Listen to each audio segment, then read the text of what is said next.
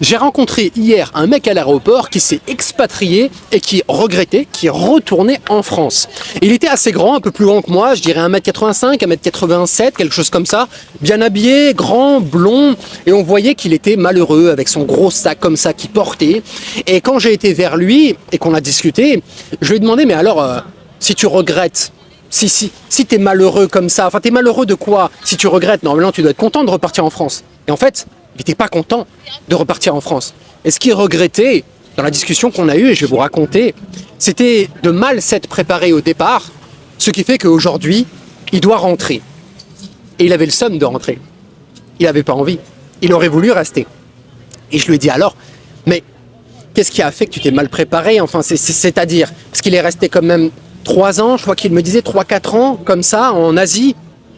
Au départ, quand il est parti, il rêvait des cocotiers, il rêvait des palmiers, il rêvait des belles plages, il rêvait des condominiums. Donc en Asie, les condominiums, c'est des grands immeubles avec beaucoup de facility. En France, ça n'existe pas, mais en Asie, c'est par exemple piscine, salle de sport, tout ça dans le même immeuble. C'est très très pratique. Donc il rêvait de ça, il rêvait des bons restaurants, de la bouffe pas chère, des belles femmes aussi, asiatiques. Il rêvait de tout ça, de la facilité et de l'accessibilité et de la simplicité que nous donne un pays comme l'Asie.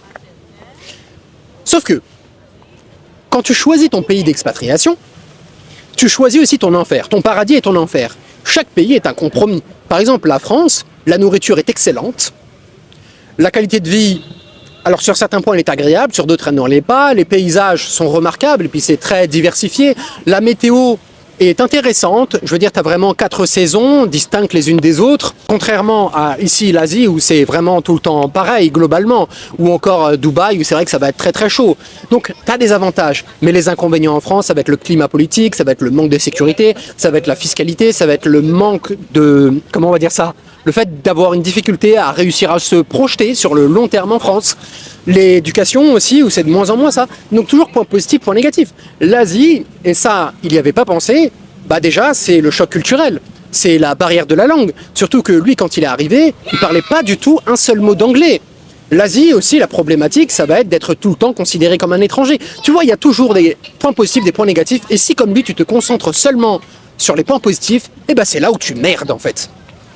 Et donc, lui, il a vu que c'était Eldorado là. Donc il est arrivé, forcément, les 2-3 premiers mois, il était super content. Sauf que, il est arrivé, il avait à près de 2000 balles de côté. Avec 2000 balles, tu vas pas loin. Hein. Et puis, il n'avait pas vraiment de savoir-faire. Si encore, t'as pas beaucoup d'argent, quand tu t'expatries, alors faut choisir son pays. 2000 balles, tu vas pas en Suisse, tu vas pas à Dubaï, etc. Mais si tu vas en Asie avec 2000 balles, franchement, c'est que dalle. Pour moi, ça suffit même pas, ça paye même pas le billet d'avion. Enfin, ça paye le billet d'avion, mais après le logement et tout, tu fais comment? L'assurance santé, tu fais comment? Donc lui, au début, il avait même pas d'assurance santé. Il a vraiment pris des petits appartements un peu pourris. Il était dans les boui-boui. Les boui-boui, vous savez, c'est les trucs de street food où tu vas manger comme ça en extérieur. Bon, c'est pas vraiment le rêve dont il rêvait, donc il s'en est rapidement rendu compte. Et le fait de ne pas avoir de métier, de savoir-faire, quand tu t'expatries, il faut savoir ce que tu vas apporter au pays. Sinon, reste chez toi, le pays n'a pas besoin de toi. Ben lui, il avait rien, il n'avait pas de diplôme, pas de vraies compétences. En France, voilà, il a fait des petits boulots comme ça, comment on appelle ça, vous savez, en usine, où tu refais les cartons pour Lidl, etc. La logistique, on dit la logistique, je crois. Il a fait ça. Bon, est-ce que tu vas venir faire ça en Asie, quoi?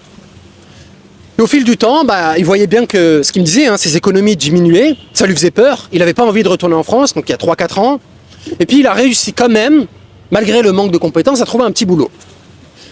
Il y a des pays où tu peux même pas travailler en tant qu'étranger. Hein. Par exemple, la Thaïlande.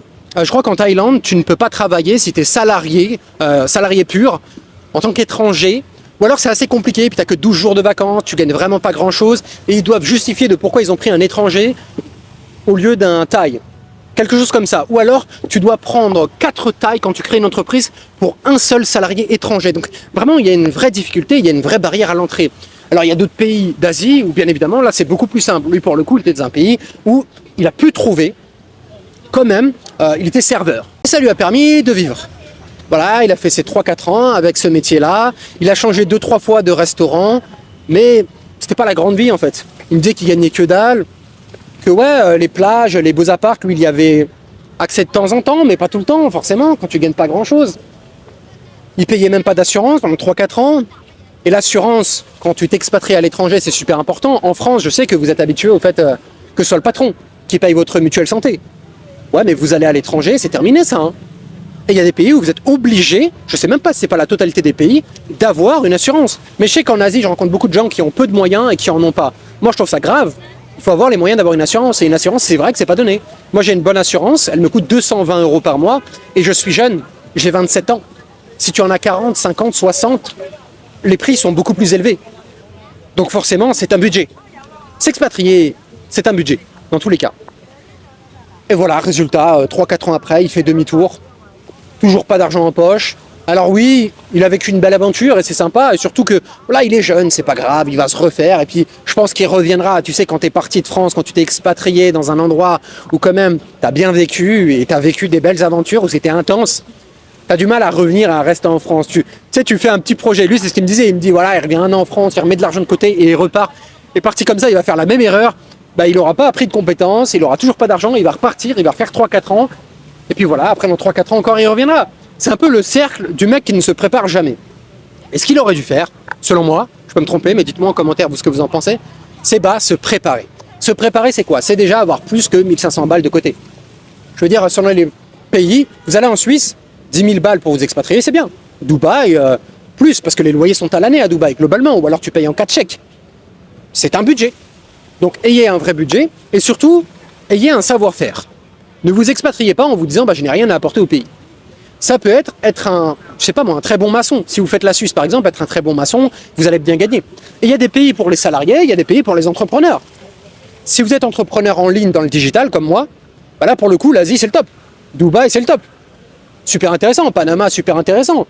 La fiscalité est top. T'as pas besoin de prendre le métier d'un Thaïlandais ou d'un Chinois, j'allais dire Chinese, ou d'un Malaisien ou je ne sais quoi, ou d'un mec de Dubaï. Non, tu t'en fous, toi tu viens. T'apportes déjà ton métier. Et au final, le pays est très content de t'avoir parce que t'apportes de l'argent. Tu fais tourner de l'économie avec de l'argent qui ne provient pas du pays, de l'argent qui vient de l'étranger. Donc tu enrichis le pays. Vous êtes en fait des expatriés qui enrichissent le pays et qui ont les moyens, tout en ne volant pas le métier d'un local. Donc c'est tout bénef pour eux. C'est pour ça que beaucoup de pays aujourd'hui, je crois que les Philippines, ont sorti leur visa exprès pour ce type de profil-là. Et que plein de pays se font la guerre pour avoir ces profils-là, qui apportent de l'argent, qui font tourner de l'économie avec de l'argent qui n'est même pas dans le pays. Enfin, c'est un truc de malade quand j'y pense. L'argent de côté, un vrai savoir-faire, savoir si c'est salarié ou entrepreneur, si c'est salarié, Suisse, Luxembourg, Australie, Canada. Pour finir, mes chers amis, l'expatriation, ce n'est pas un jeu, c'est un projet de vie, et un projet de vie qui se prépare.